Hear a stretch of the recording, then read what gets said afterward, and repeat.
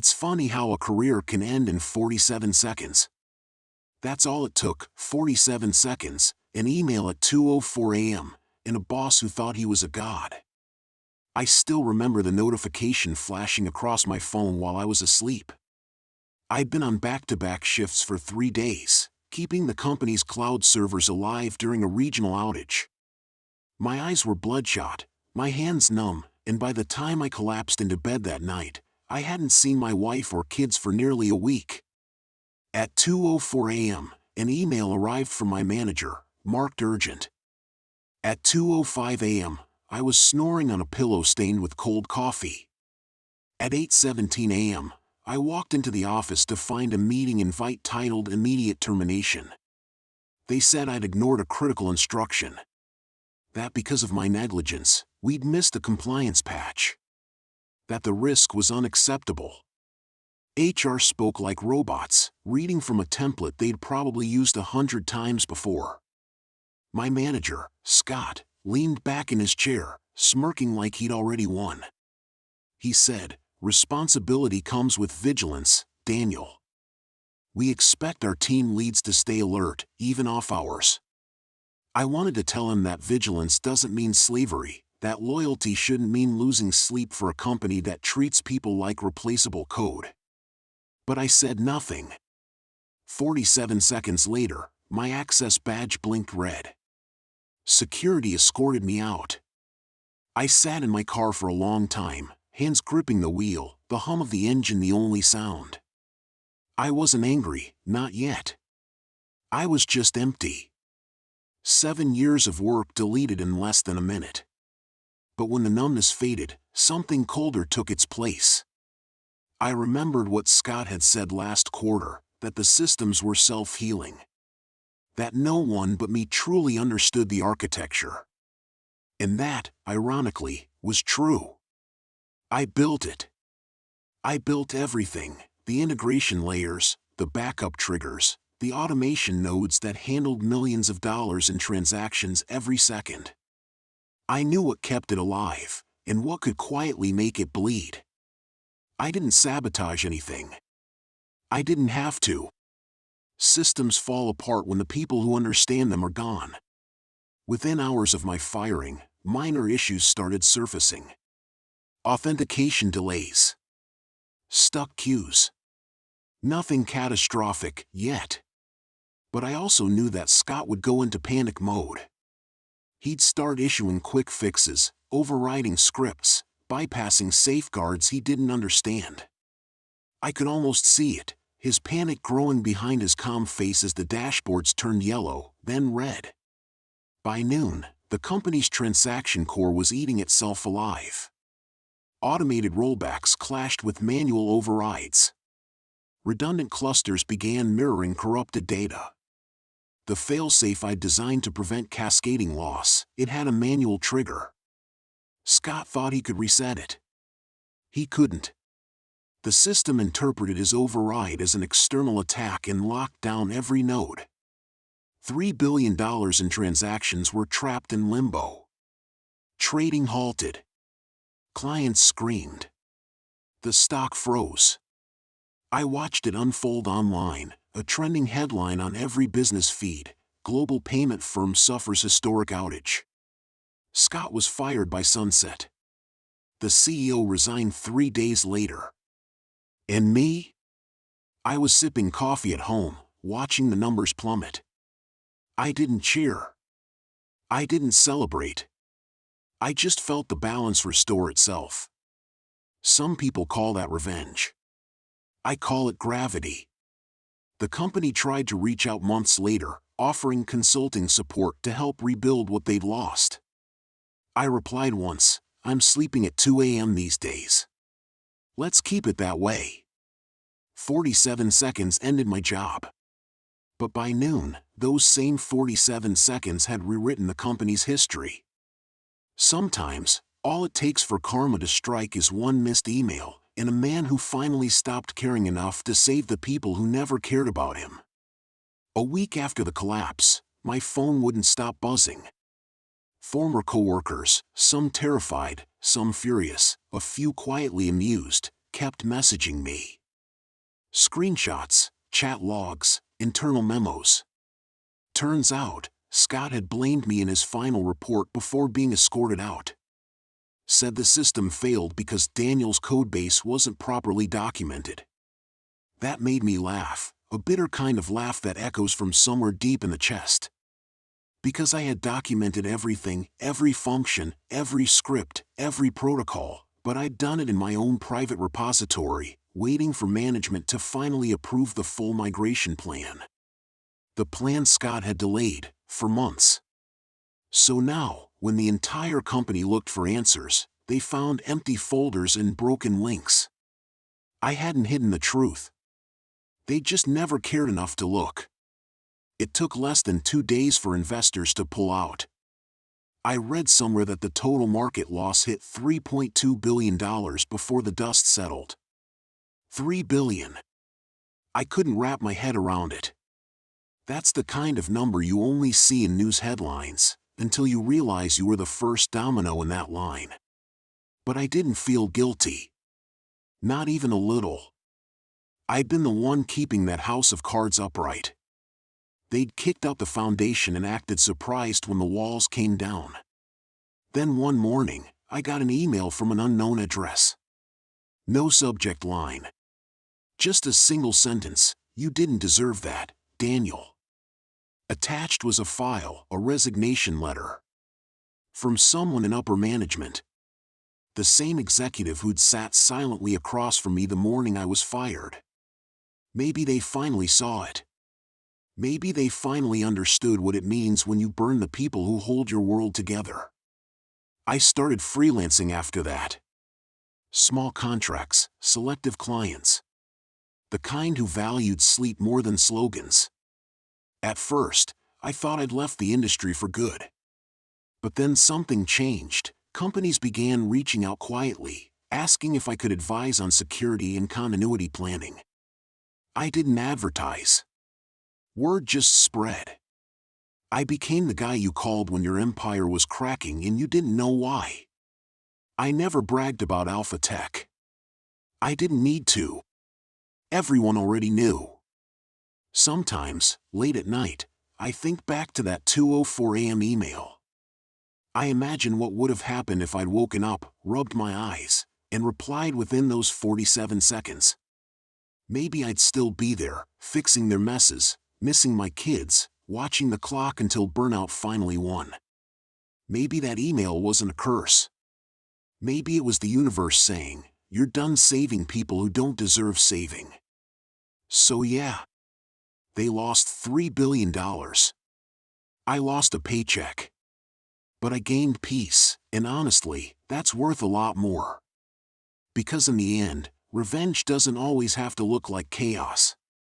Sometimes it's just the quiet sound of your phone not buzzing at 2 a.m., and knowing the system you once built is finally someone else's problem.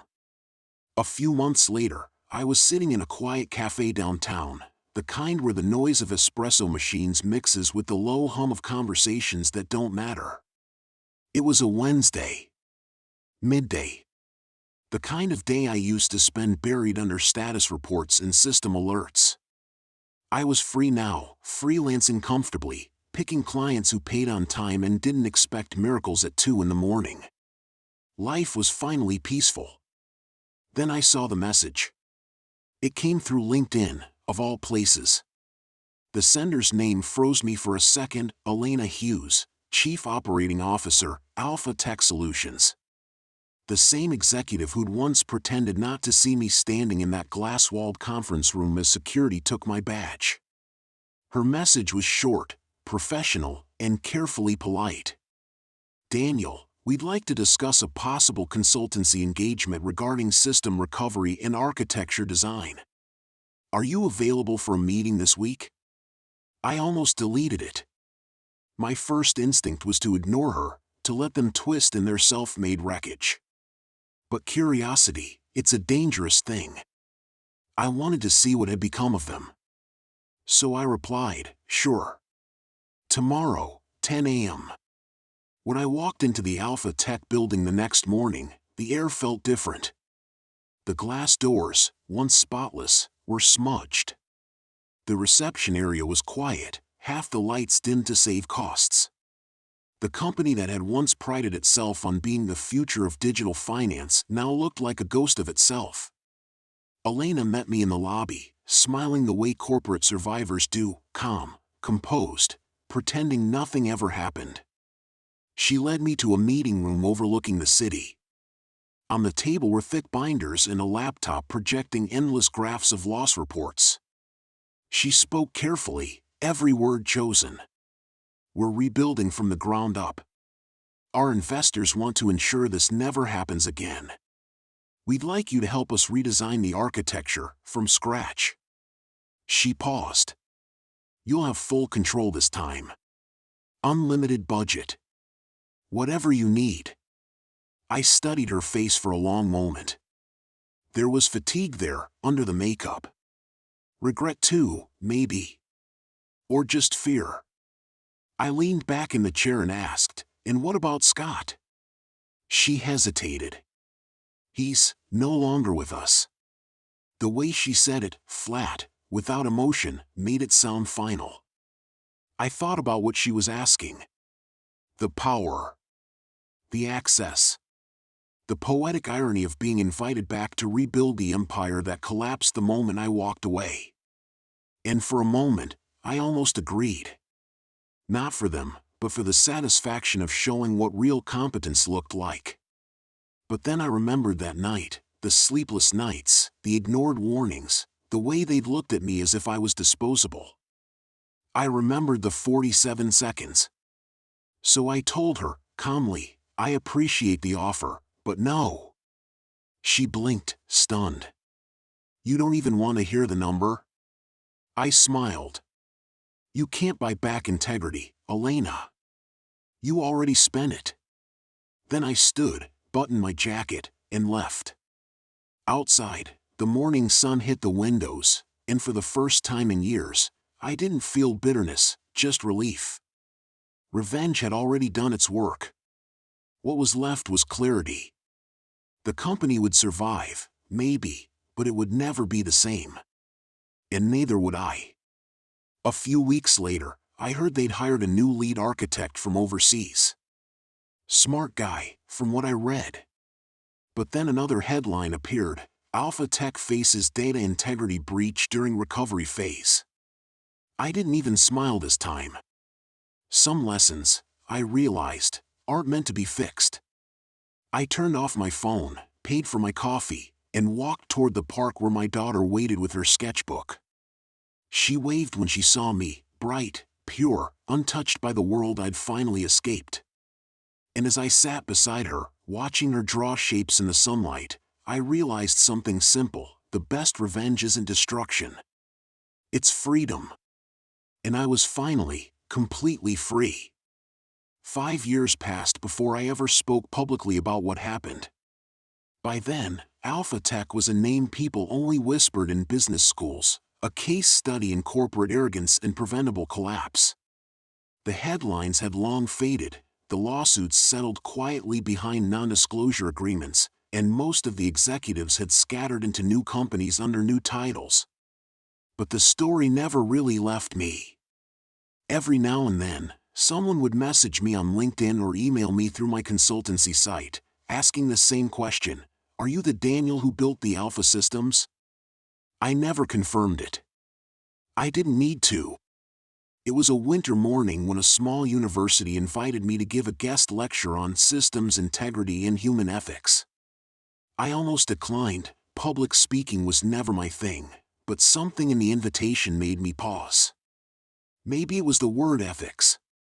The world had plenty of people who could talk about servers and automation. It needed more who could talk about responsibility. So I accepted.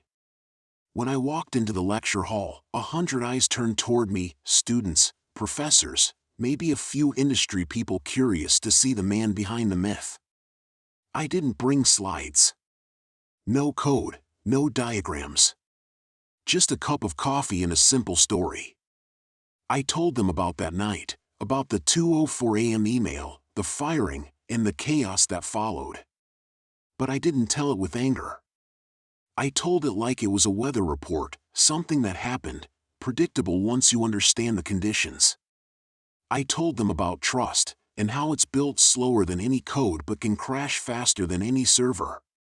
One of the students asked, "Do you regret not warning them before everything fell apart?" I smiled, a quiet, knowing smile. "No," I said. "Because I did warn them. Over and over again. They just didn't listen." You can't save people who think accountability is optional. After the talk, a few stayed behind to thank me. One girl, maybe 21, said she wanted to build systems that outlast greed. That hit me harder than I expected. Because that's what it was always supposed to be about, not revenge, not money, but creating something that mattered. Something that wasn't built on fear. That night, I went home and opened my laptop, not to check messages or contracts, but to write. For the first time, I started documenting the story properly, not as a confession, but as a lesson. The working title? 47 Seconds. I wrote about the burnout, the silence, the quiet rage that turns into strength when you stop begging for recognition. I wrote about the people who weaponize loyalty, and how they eventually destroy themselves without realizing it. A year later, the book was published. It didn't hit any bestseller lists. But somehow, it found its way into the hands of the people who needed it, the tired, the overlooked, the ones being told they're replaceable. I got emails from engineers, nurses, teachers, people I'd never met, telling me that my story made them quit a toxic job, start something new, take their life back. That's when I understood what real justice feels like. It isn't revenge that burns things down, it's truth that lights the way forward. Sometimes I still wake up at 2:04 a.m., the exact time that email once arrived. Old habits die hard. But now, instead of dread, I feel calm. I pour myself a glass of water, look out the window, and whisper to the dark, "I made it." Because I did. The company that fired me lost billions. I lost fear. And between the two, I think I got the better deal. And if anyone ever asks me what I'd do differently, I tell them this: nothing. Every fall teaches you how to build stronger foundations. Every betrayal teaches you who deserves your time. And sometimes, the best systems you ever design are the ones that protect your peace. If you've listened this far, then you probably know what it feels like to be pushed too hard, to give everything you have to a job that would replace you before your coffee goes cold. Maybe you've had your own version of that 2:04 a.m. email, the one that reminds you just how disposable you are to someone who thinks power makes them untouchable. But if you take anything from my story, let it be this: nothing built on fear ever lasts. Not companies. Not leaders. Not even reputations. In the end, Alpha Tech didn't fall because of a missed email. It fell because of everything that came before it: the culture of silence, the endless deadlines, the quiet assumption that human beings could be treated like automated extensions of the system. I was just the mirror they broke themselves against. And maybe that's what justice really looks like: not a loud victory, but the sound of a machine finally stopping when the heart that kept it running walks away. These days, when people call me the guy who took down $1 billion company, I correct them. I didn't take it down. I just stopped holding it up. There's a difference. Sometimes the most powerful thing you can do isn't to fight back, it's to let go, step aside, and watch truth take its course. Because when the truth finally lands, it doesn't whisper. It roars. If this story spoke to you, take a second to breathe.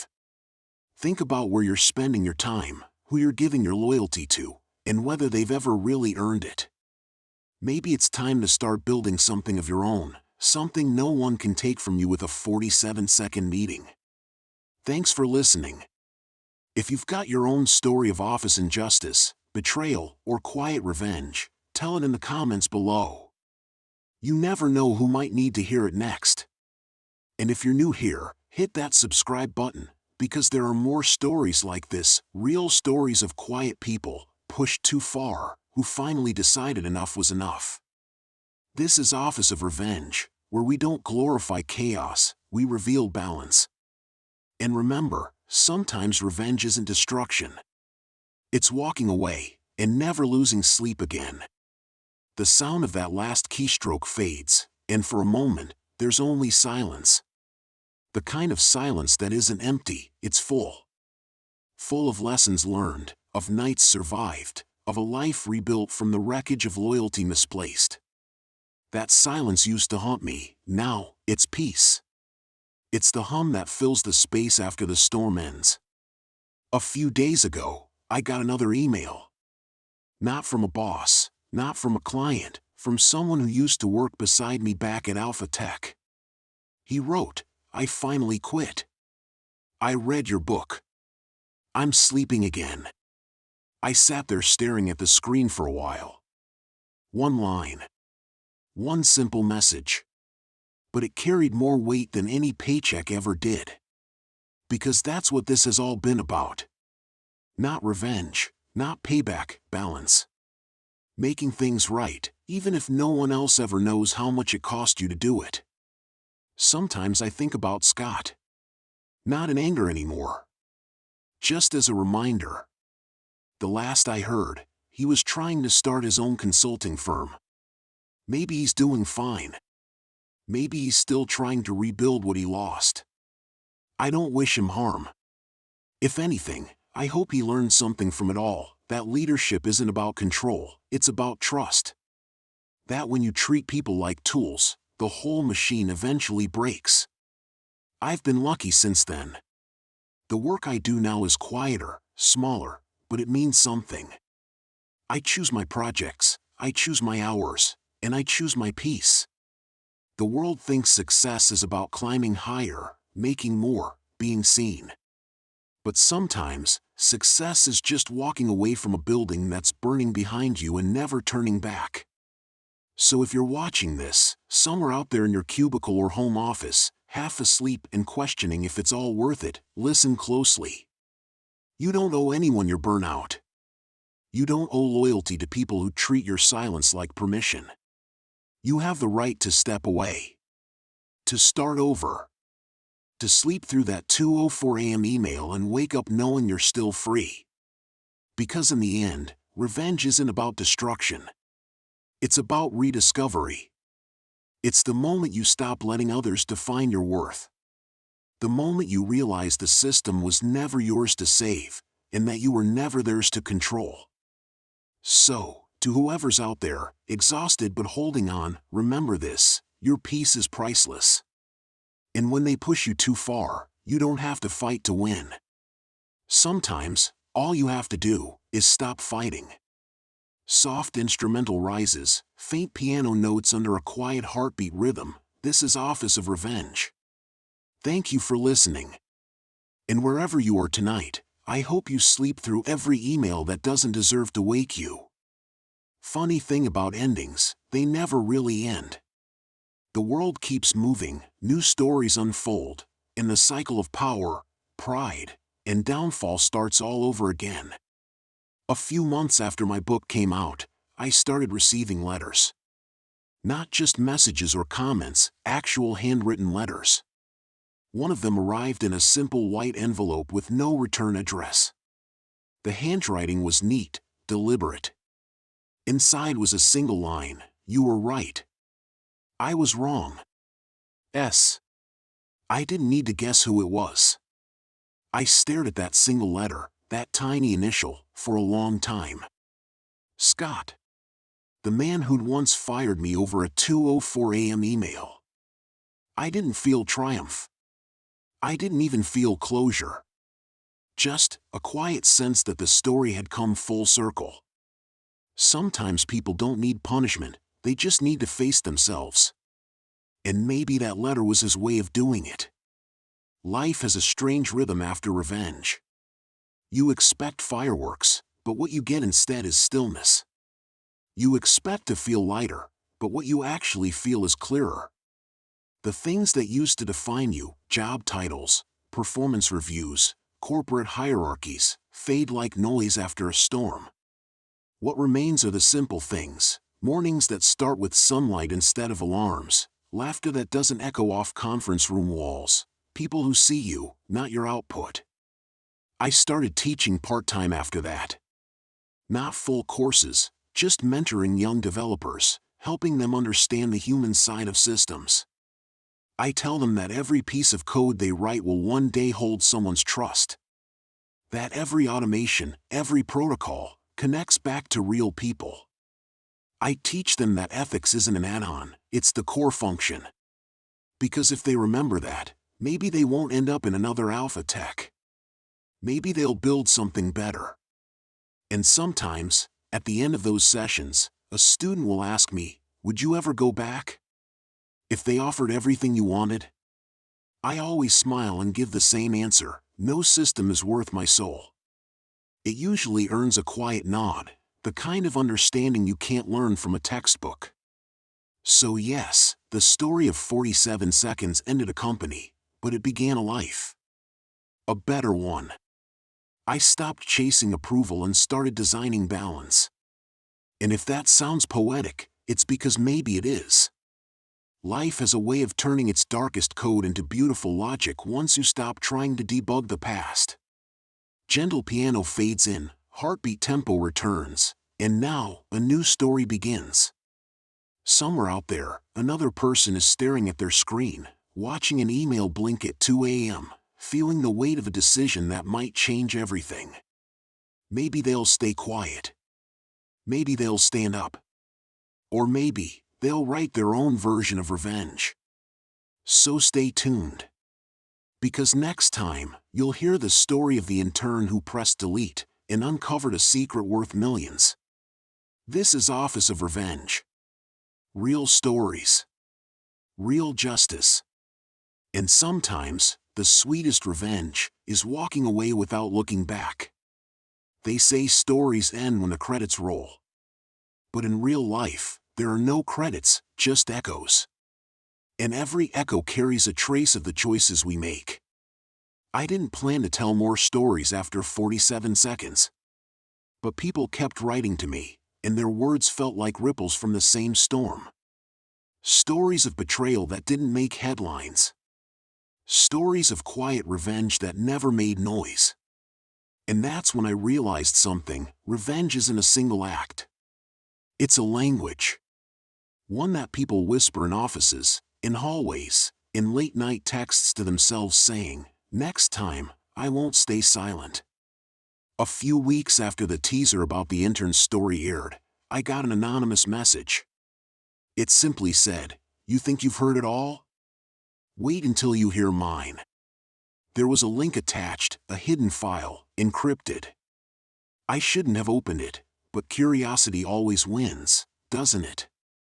Inside were logs, emails, meeting notes, the kind of evidence you only gather when you've been pushed past your limit.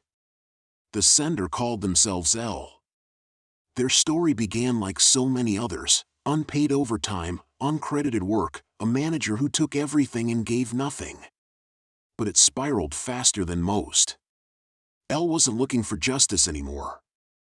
They were building something, quietly, patiently, deep inside the company's infrastructure. Not to destroy it, but to expose it. To bring the truth into the light where no HR filter could bury it. Reading their message, I felt that same pulse I'd felt the day Alpha Tech collapsed, that mix of awe and dread when you realize someone is about to change everything. Maybe that's why I do what I do now. Not to glorify the fall, but to remind people that every empire cracks the same way, from the inside, when the people holding it up finally open their eyes. Low instrumental rises, strings, slow and deliberate, so if you've been with me since the beginning, through the nights, the whispers, the lessons carved from pain, know this: the stories aren't just about revenge. They're about awareness. About taking back the space that fear once occupied. And as long as there are people who think power gives them permission to destroy others, there will be stories worth telling. The next one is already written. It's about how one overlooked intern turned a company's greed against itself and revealed secrets they thought would stay buried forever. You'll hear it soon. And when you do, remember, sometimes revenge doesn't roar. Sometimes it just uploads quietly at 2:04 a.m. This is Office of Revenge, where the stories never really end, they just evolve. They called her Lila, though that wasn't her real name. She was the kind of intern you don't notice, quiet, competent, the one who always seemed to be fixing someone else's mistakes without ever asking for credit. She'd been at the company for just under 6 months, tucked in a corner of the IT department that most of management forgot existed. No one remembered her during meetings. No one thanked her when she stayed past midnight. But she remembered everything. Every word, every order, every name that dismissed her. The company was called Delta Core Industries, a giant in logistics and data tracking. On paper, they were flawless, stock rising, investors happy, reputation spotless. But under the surface, the cracks were there. Unpaid contractors. Manipulated safety reports. Hidden breaches patched just enough to fool auditors. And Lila, with her quiet eyes and restless patience, saw it all. Because she was the one they trusted with the back-end cleanups, the digital janitor who swept their dirt under invisible rugs. It started with a file. A simple one, report_0927.xls. She was told to delete it permanently. Nothing important, her supervisor said, not even looking up from his phone. But when Lila opened it, she saw numbers that didn't add up. Expenses shifted, names altered, safety metrics reclassified as acceptable variance. On the 3rd page, a signature, her supervisor's. On the 5th, the CFO's. And beneath that, a hidden sheet, password protected. She cracked it in 3 minutes. It held a ledger, coded transactions totaling $47 million. Money rerouted from safety operations into private accounts. She stared at the screen for a long time. That was the moment she could have chosen silence, pressed delete, followed orders, gone home. But the thing about quiet people is, they only stay quiet until they realize their silence is being used as cover. So she copied the file. Not to her desktop, not to a USB. She hid it deep within the network's redundant backup cluster, under a harmless label, temp_cache_001. Then she began tracing the pattern. For 3 months, she collected fragments. Each one small, meaningless alone, but together, a story of greed and lies. She never said a word. Not when her supervisor joked about interns being cheap insurance. Not when she overheard the CFO telling someone, if we can fake it through Q4, the rest will bury itself. She smiled, nodded, and waited. The night it happened, she was the only one still in the building. At 2:04 a.m., that same cursed hour when bad decisions seemed to be born, she pressed delete. Not on the report. On everything else. One by one, the false ledgers vanished. The ghost accounts disappeared. The system logs rewrote themselves into transparency.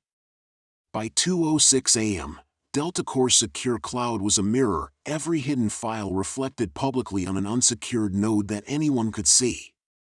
By dawn, the company's internal servers were locked, their inboxes flooded, their stock frozen. Reporters were already writing. Lila didn't stay to watch. She shut down her terminal, left her badge on the desk, and walked into the morning light. They never found her. The auditors called it a malicious breach. But those who'd worked with her, the other interns, the overlooked, the tired, they knew. They whispered her name like a secret. Some called her a hero. Others called her reckless.